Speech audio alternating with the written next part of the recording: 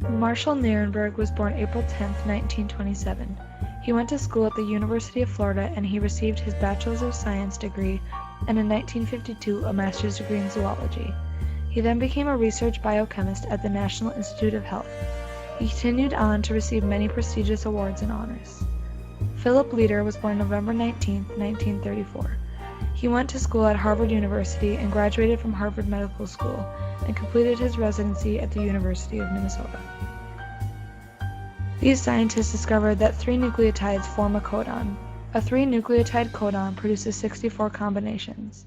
In 1961, Heinrich Mette and Nirenberg started testing the triple codon hypothesis.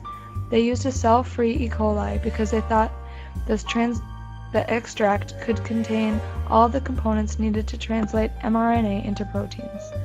This extract was treated with DNase to destroy any remaining E. coli DNA. They then made synthetic mRNA composed of entirely uracil and added this to the extract along with radio-labeled amino acids.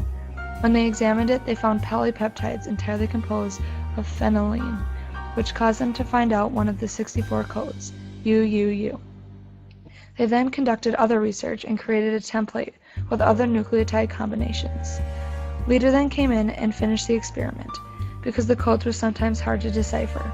He used the activation of tRNA to solve the problem. The key step of the experiment was that they labeled one type of amino acid at a time and put the mixture through a millipore filter. The sample was then tested for radioactivity. If there was radioactivity found in the sample that did not pass through the filter, the corresponding amino acid had been added. This discovery occurred in 1964. Before this experiment started, George Gamow suggested the genetic code was made of 3 nucleotides per amino acid.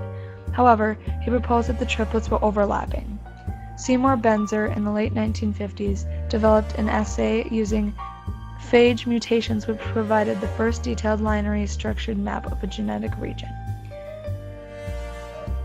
The next discovery made from this scientist's discovery was Corona's experiment. He verified the entire code.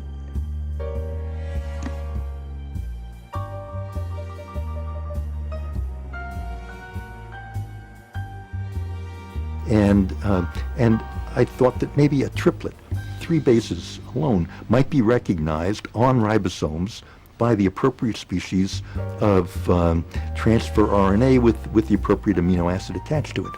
And I tried this, and the very first experiment worked.